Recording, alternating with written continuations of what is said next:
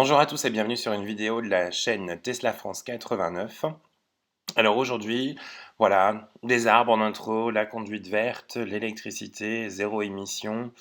C'est ça aussi la Tesla, le véhicule électrique. Donc juste pour un rappel, pour ceux qui ne connaissent pas encore notre chaîne, donc voilà, on est une chaîne amateur. On est propriétaire d'une Tesla Model 3 grande autonomie, pardon, grande batterie, 4 roues motrices. Donc ça s'appelle Dual Motor chez eux. On l'a depuis le 9 mars, on l'avait réservé en mars 2018 et voilà, on a été livré le 9 mars 2019.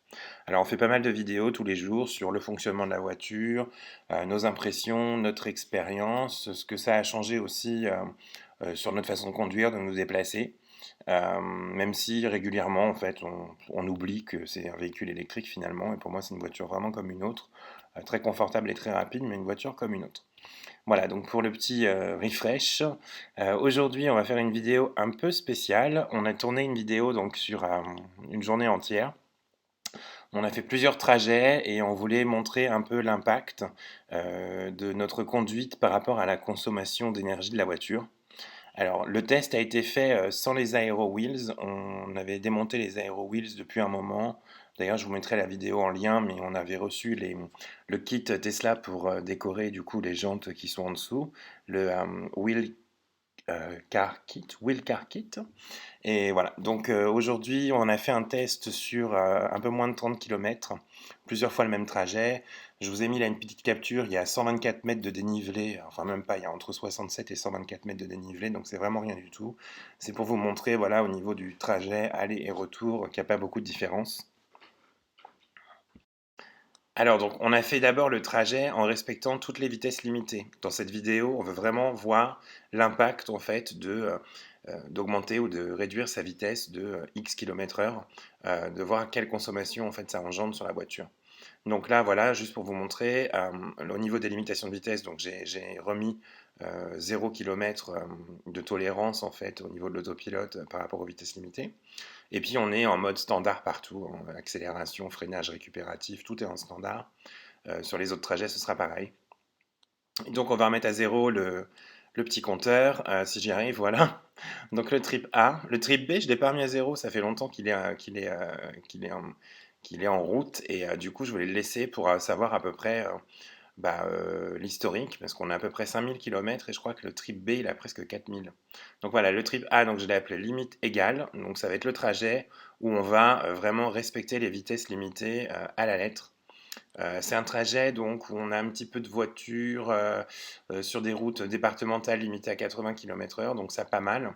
On va dire 80% du trajet c'est ça et on a 20% de ville.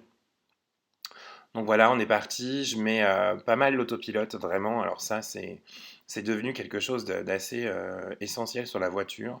Dès que je peux, je mets l'autopilote en route. Je me rends compte que maintenant je suis vraiment en confiance. Et, euh, et voilà, bon, évidemment, on reste vigilant, hein, si jamais il y a un souci, on reprend le contrôle, mais c'est vraiment quelque chose maintenant qui est devenu tranquille pour moi, comme le régulateur de vitesse en fait sur le véhicule précédent qu'on avait. Maintenant, c'est naturel, voilà, dès que je peux, dès qu'elle me propose, je mets l'autopilote en route, et puis je maintiens la petite pression sur le volant et tout va bien. Donc là, vous voyez, on est à 80 km/h sur une route limitée à 80 km/h. Et on va continuer à rouler tranquillement. La température, il fait 10 degrés, de toute façon ça a été constant sur le trajet retour aussi, pas de souci, pas beaucoup de vent, enfin vraiment on est dans des conditions où on peut comparer facilement les consommations. Donc vous voyez, petite route de campagne, il n'y a personne. La ligne blanche au milieu qui permet du coup de mettre en route l'autopilote. D'ailleurs, depuis la mise à jour, le message, quand on doit exercer une petite pression sur le volant, a été modifié au niveau de la voiture. D'ailleurs, je trouve que c'est beaucoup plus clair. Avant, c'était marqué «Veuillez exercer une pression sur le volant» ou quelque chose comme ça. On ne savait pas du coup s'il fallait tourner un peu le volant, s'il fallait appuyer sur le volant, enfoncer un peu le volant. Enfin bon, je ne me rendais pas trop compte.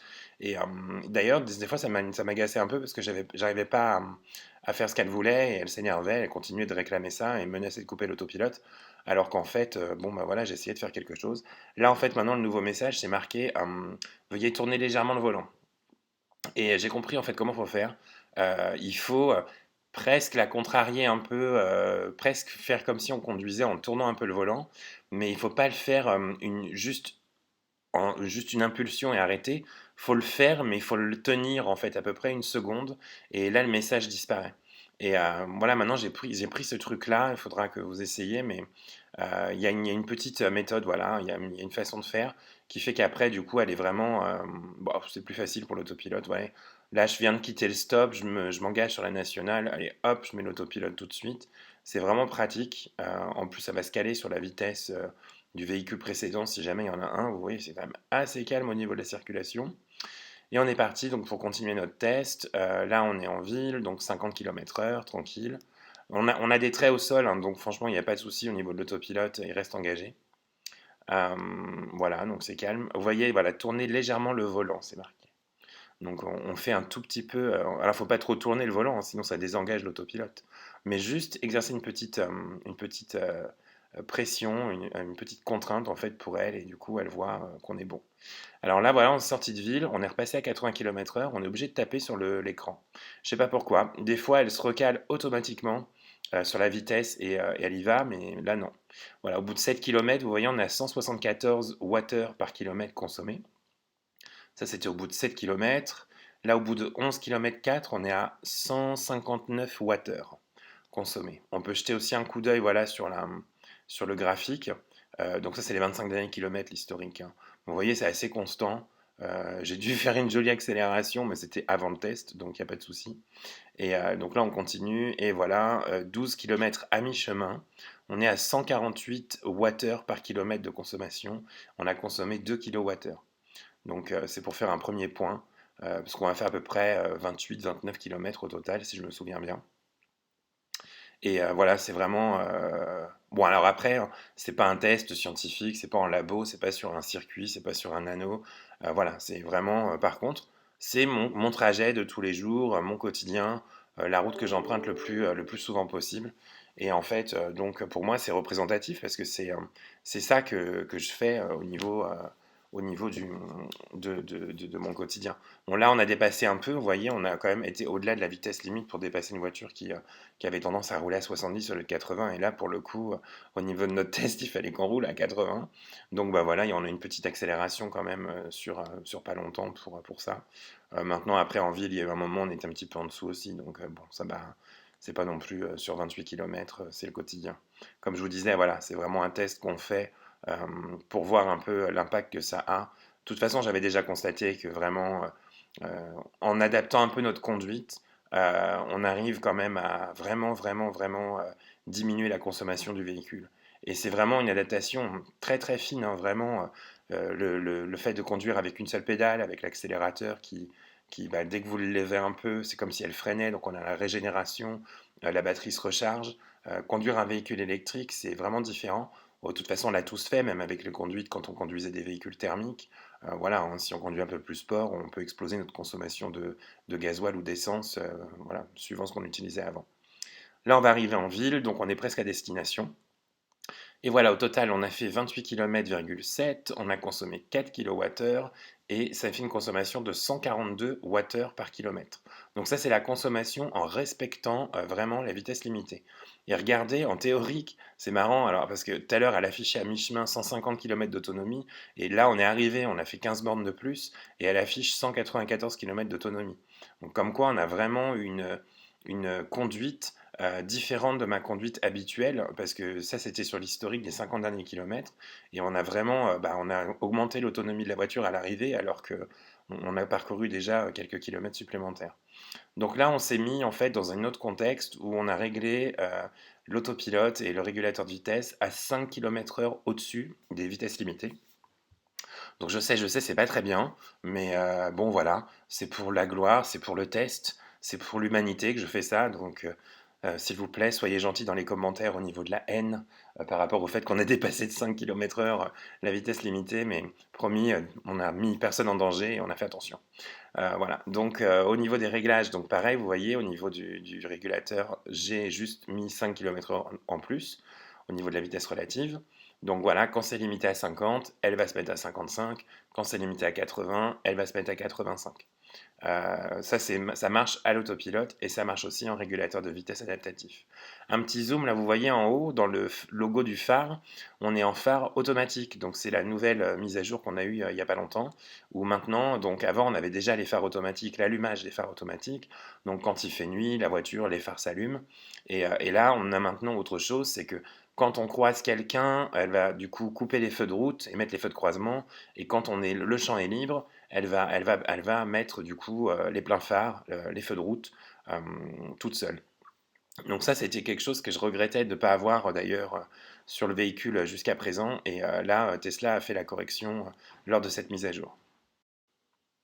Donc vous voyez, hein, le trajet retour, il est tout aussi fluide qu'à l'aller. On est vraiment tranquille au niveau de la route.